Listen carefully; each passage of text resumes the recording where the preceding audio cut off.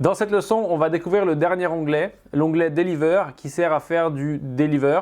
Et ça ne veut pas dire grand-chose, mais en gros, ça veut dire qu'on fait des exports, on fait des livraisons. Voilà, Deliver, c'est livraison. Donc c'est l'endroit où tu vas programmer tous tes exports, toutes tes livraisons. Avant de te montrer ça, juste une petite mise en garde. Quand dans DaVinci, tu vois un menu où il y a écrit Export, où tu vois n'importe où dans DaVinci où tu vois écrit Export, si ce n'est pas dans la page Deliver, c'est que ce n'est pas tout simplement pour exporter ton montage. C'est en général pour exporter des informations, des EDL, voilà, c'est pour exporter plein de choses, mais c'est pas pour exporter ton montage et en faire une vidéo voilà, d'un seul tenant. Ça, c'est dans la page Deliver qu'on va voir tout de suite en commençant par l'interface pour se familiariser un petit peu. On est toujours dans notre projet étape 1. Là, on est dans l'onglet Edit, tu peux le voir en bas. Et donc, je vais aller directement dans l'onglet Deliver avec la petite fusée tout à la fin, en bas donc du logiciel. Et là, on arrive dans une interface tout à fait nouvelle qu'on n'a pas vue encore et qui est tout à fait différente. On a bien entendu la timeline en bas. On retrouve certains éléments qu'on voit ailleurs, comme le visualiseur ici. On a toujours le titre ici. On a toujours voilà, plus ou moins un peu la même chose. Mais il y a des nouveaux menus et des nouveaux espaces qui sont arrivés.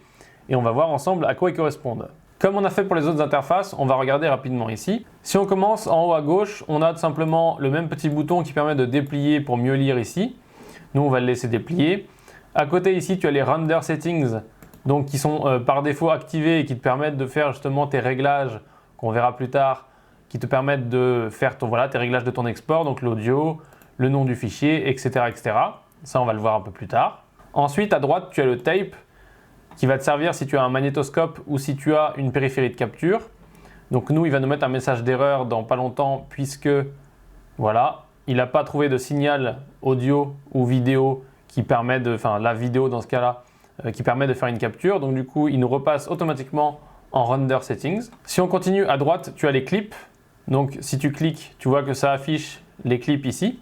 C'est la même chose que dans la partie étalonnage et donc ça te permet d'ailleurs de visualiser s'il y a des clips étalonnés, etc., etc. Juste à côté de clip, tu vois qu'il y a une petite flèche qui s'appelle Clip Filter. Enfin, c'est un menu conditionnel.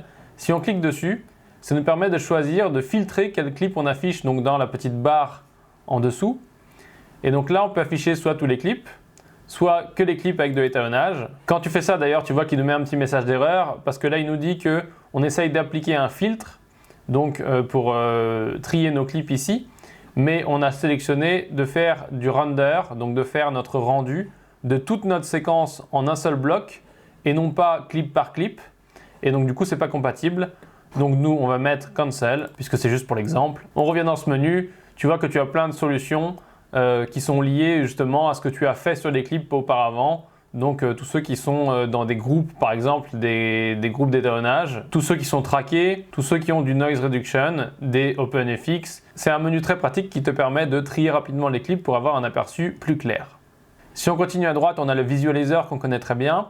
Donc là, tu as le in-out, tu as la durée donc de la timeline, tu vois, on a le in-out ici. Ensuite, tu as ici le pourcentage, si tu veux zoomer, tu peux revenir bien sûr en fit, donc ça c'est habituel. Ensuite, juste à côté du titre ici, tu as la possibilité de sélectionner un autre montage, donc une autre séquence que tu as dans ton projet. C'est très pratique parce que ça t'évite de retourner à chaque fois dans Edit pour charger la séquence, puis revenir dans Deliver pour faire l'export. Quand tu as plusieurs séquences à exporter, c'est assez pratique. On continue, juste ici, tu as un petit menu, tu connais, les 3 petits points, c'est le menu contextuel à chaque fois.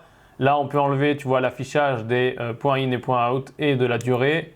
Et ça nous permet d'avoir une image plus grande. Donc voilà, ça c'est un choix que tu peux faire, mais c'est vraiment esthétique. On continue et là, on a le render queue. Donc le render queue, c'est tout simplement l'endroit dans lequel tu vas ajouter donc, ce qu'ils appellent des jobs. Les jobs, c'est quand tu vas paramétrer un export de ce côté-là, tu vas cliquer sur Add to Render et donc du coup, il va le mettre ici. Et après, tu feras Start Render et là, il commencera à calculer ton export. Après, bien sûr, c'est la même chose en haut, tu peux le déplier et le replier, ce qui est assez pratique quand tu as énormément de rendu. On continue avec la seule partie qui nous reste qui est la timeline.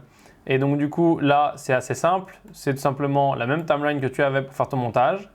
La seule petite différence importante, c'est le choix que tu vas faire ici dans Render. Si tu veux faire le rendu de toute ta timeline, donc là, moi, c'est mon cas, je veux faire le rendu de toute ma timeline. Et tu as un autre choix, tu peux faire le In-Out Range. Et donc ça, comme son nom l'indique, ça te permet de faire le rendu que d'une petite portion de ta timeline. Tu vois, le in-out, voilà, on a mis in-out. On pourrait très bien le faire aussi ici, on met un point in on met un point out et il va faire le rendu uniquement de ça. Donc ça peut être assez pratique si tu veux tester quelque chose, si tu veux tester un format, un réglage que tu fais ici, de ne pas faire tout ton montage parce que ça peut prendre du temps.